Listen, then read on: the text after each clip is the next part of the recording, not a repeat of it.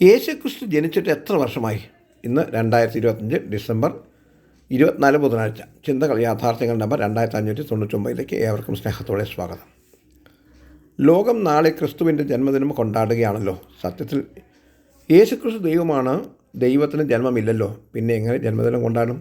ലൂക്കോസ് എഴുതിയ സുവിശേഷം 2 ആണ് സുവിശേഷത്തിലെ ആധാരമായ യേശുക്രിസ്തുവിൻ്റെ ജനനത്തെക്കുറിച്ച് പറഞ്ഞിട്ടുള്ളത്. നമുക്ക് ഏറ്റവും അധികം ബന്ധമുള്ള ചില വാക്യങ്ങളാണ് 2:7 മുതൽ വായിക്കുന്നത്. അവൾ ആദ്യജാതനായ മകനെ പ്രസവിച്ചു, ശീലകൾ ചുറ്റി വഴിയമ്പലത്തിൽ അവർക്ക് സ്ഥലം ഇല്ലാകിയാൽ പശുത്തൊട്ടിയിൽ കിടത്തി. അന്ന് ആ പ്രദേശത്ത് ഇടയന്മാർ ആട്ടിൻകൂട്ടത്തെ കാവൽ കാത്ത് വെളിയിൽ പാർത്തിരുന്നു. അപ്പോൾ കർത്താവിൻ്റെ ഒരു ദൂതൻ അവരുടെ അരികെ നിന്നു. കർത്താവിൻ്റെ തേജസ് അവരെ ചുറ്റി മിന്നി. അവർ ഭയപരവശരായി തീർന്നു. ദൂതൻ അവരോട്, ഭയപ്പെടേണ്ട, സർവ്വജനത്തിനും ഉണ്ടാവാനുള്ള മഹാസന്തോഷം ഞാൻ നിങ്ങളോട് സുവിശേഷിക്കുന്നു. കർത്താവായ ക്രിസ്തു എന്ന രക്ഷിതാവ് ഇന്ന് ദാവീദിൻ്റെ പട്ടണത്തിൽ നിങ്ങൾക്കായി ജനിച്ചിരിക്കുന്നു. നിങ്ങൾക്കടയാളമോ ശീലകൾ ചുറ്റി പശുത്തൊട്ടിൽ കിടക്കുന്ന ഒരു ശിശുവിനെ നിങ്ങൾ കാണും എന്ന് പറഞ്ഞു. പെട്ടെന്ന് സ്വർഗീയ സൈന്യത്തിൻ്റെ ഒരു സംഘം ദൂതനോട് ചേർന്ന് ദൈവത്തെ പുകഴ്ത്തി, അത്യുന്നതങ്ങൾ ദൈവത്തിൻ്റെ മഹത്വം, ഭൂമിയിൽ ദൈവപ്രസാദമുള്ള മനുഷ്യർക്ക് സമാധാനം എന്ന് പറഞ്ഞു എന്നാണ് നമ്മൾ വായിക്കുന്നത്. അപ്പോൾ യേശുക്രിസ്തു ജനിച്ചു എന്ന അവസ്ഥ ശരിയാണോ? നക്ഷത്രം കണ്ടു എന്ന് പറയുന്നത് ശരിയാണ്. പിന്നെ എന്തുകൊണ്ട് വേർപാടുകൾ ക്രിസ്മസ് ആഘോഷിക്കുന്നില്ല എന്ന ചോദ്യത്തിന് ഉത്തരം കണ്ടെത്തിയേ മതിയാകും. യോഹന്നാൻ എഴുതിയ 1 ലേഖനം 5:20 ദൈവപുത്രൻ വന്നു എന്നും സത്യദൈവത്തെ അറിവാൻ നമുക്ക് വിവേകം തന്നു എന്നും നാം അറിയുന്നു. നാം സത്യദൈവത്തിൽ അവൻ്റെ പുത്രനായ യേശുക്രിസ്തുവിൽ തന്നെയാകുന്നു.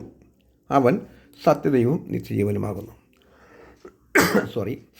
യേശുക്രിസ്തു സത്യദൈവവും നിത്യജീവനും ആകുന്നു എന്ന് ഇത്ര വ്യക്തമായി ഇവിടെ എഴുതിയിട്ടുണ്ട്. മാത്രമല്ല, യോഹന്നാൻ എഴുതിയ സുവിശേഷം 10:30 ഞാനും പിതാവും ഒന്നാകുന്നു എന്ന് പറഞ്ഞത് യേശുക്രിസ്തുവാണ്.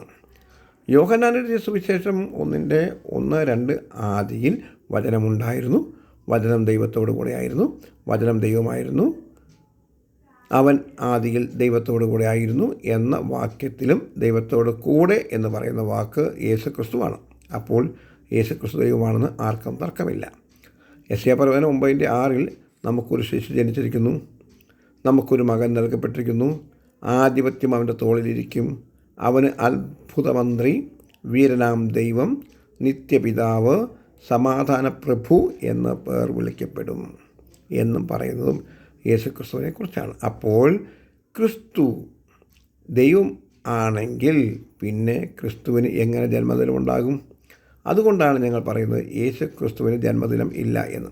ഇനി ഭൂമിയിൽ വന്ന ക്രിസ്തുവിൻ്റെ ജനനമാണ് നിങ്ങൾ ആഘോഷിക്കുന്നതെങ്കിൽ ഇന്ന് അതിശൈത്യം അനുഭവിക്കുന്ന ഇസ്രായേലിൽ എങ്ങനെ ആട്ടിടയന്മാർ ആട് മേയിച്ചുകൊണ്ട് വെളിയിൽ കിടക്കും? മാത്രമല്ല, ഇസ്രായേലിൽ അതിശൈത്യമുള്ളപ്പോൾ ആടുകളെ മേയ്ക്കാൻ ആരും പുറത്തിറങ്ങില്ല. എങ്കിൽ അന്നേ ദിവസമാണ് ക്രിസ്തുവിൻ്റെ ജനനം എന്ന് എങ്ങനെ ഉറപ്പിക്കാൻ കഴിയും? അന്ന് ആ ആട്ടിടയന്മാർ നക്ഷത്രം കണ്ടത് ഡിസംബർ മാസം 25-നാണെന്ന് നിങ്ങൾക്ക് ഉറപ്പ് കിട്ടിയത് എന്തിൻ്റെ അടിസ്ഥാനത്തിലാണ്? ഇങ്ങനെ അടിസ്ഥാനമില്ലാത്ത ഡിസംബർ 25 വേണ്ടി നിങ്ങൾ ഇത്രയും വാശി പിടിച്ച് ആഘോഷമുണ്ടാക്കുമ്പോൾ സത്യത്തിൽ നാം വളരെ വാശിയോടെ കാണേണ്ട പാപം എന്ന വിഷയത്തിലും നരകം എന്ന വിഷയത്തിലും പാപമോചനം എന്ന വിഷയത്തിലും എന്തുകൊണ്ട് നിങ്ങൾ പ്രാധാന്യം കൊടുക്കുന്നില്ല? ഇനി അന്ന് യേശുക്രിസ്തു ജനിച്ചു എന്നിരിക്കട്ടെ, എന്തിനാണ് യേശുക്രിസ്തു ജനിച്ചത് എന്ന് നിങ്ങൾ ചിന്തിക്കാറുണ്ടോ?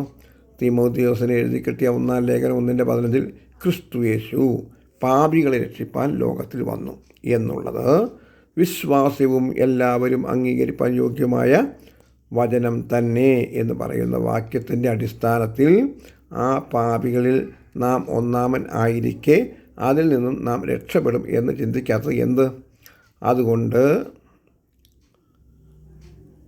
ഈ ക്രിസ്മസ് ആഘോഷവേളയിൽ റോമാലേഖനം 10:9 പറയുന്നത് പോലെ യേശുവിനെ കർത്താവ് എന്ന് വായുകൊണ്ടേറ്റ് പറഞ്ഞ് ദൈവം അവനെ മരിച്ചവരിൽ നിന്ന് ഉയർത്തെഴുന്നേൽപ്പിച്ചു എന്ന് ഹൃദയം കൊണ്ട് വിശ്വസിച്ച് രക്ഷിക്കപ്പെട്ട് സ്വർഗരാജ്യത്തിൽ പ്രവേശിക്കുവാൻ ഉത്സാഹിക്കുക എന്ന് നിങ്ങളുടെ കൂട്ടുസഹോദരൻ ഷിബു കൊടുക്കലോ. ഞങ്ങളുടെ വാട്സാപ്പ് നമ്പർ 9605558108 എല്ലാവർക്കും നല്ല ശുഭദിനം നേരുന്നു. ദൈവം നിങ്ങളെല്ലാം സഹായിക്കട്ടെ.